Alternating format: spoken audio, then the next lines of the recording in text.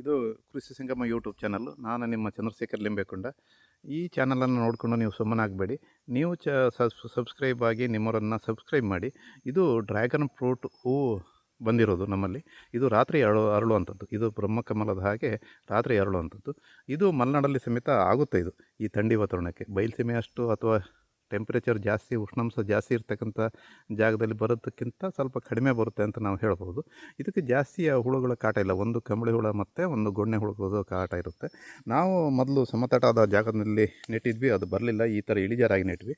ಇದನ್ನು ಏರು ಮಡಿಯಾಗಿ ನೆಡಬೇಕು ಅಥವಾ ಈ ಥರ ಇಳಿಜಾರಲ್ಲಿ ಜಾಗದಲ್ಲಿ ನಾವು ನೆಡಬೇಕಾಗುತ್ತೆ. ಯಾಕಂದರೆ ಬೇರಿಗೆ ಫಂಗಸ್ ಹಾಕಿ ಬೇರುಕೊಳೆ ಬಂದು ಅದು ನಿಧಾನವಾಗಿ ಸಾಯುತ್ತೆ. ಈ ಮಲೆನಾಡಲ್ಲಿ ಈ ಬೇರುಕೊಳೆ ಸ್ವಲ್ಪ ಬರುತ್ತೆ ಅಂತ ಕಾಣುತ್ತೆ. ಅದಕ್ಕೆ ಕೊಳೆ ಬರುತ್ತೆ ಅಂತ ಕಾಣುತ್ತೆ. ನಾವು ಅದಕ್ಕೆ ಮೈಲ್ತುತ್ವ ದ್ರಾವಣ ಅಥವಾ ಬೋಡ ದ್ರಾವಣ ಅಥವಾ ಬಾಸ್ಟಿನನ್ನು ಹೊಡೆದು ಅದನ್ನು ನಾವು ಸರಿ ಮಾಡಿಸ್ಕೊಳ್ಬೋದು ಅಂತ ಇದು.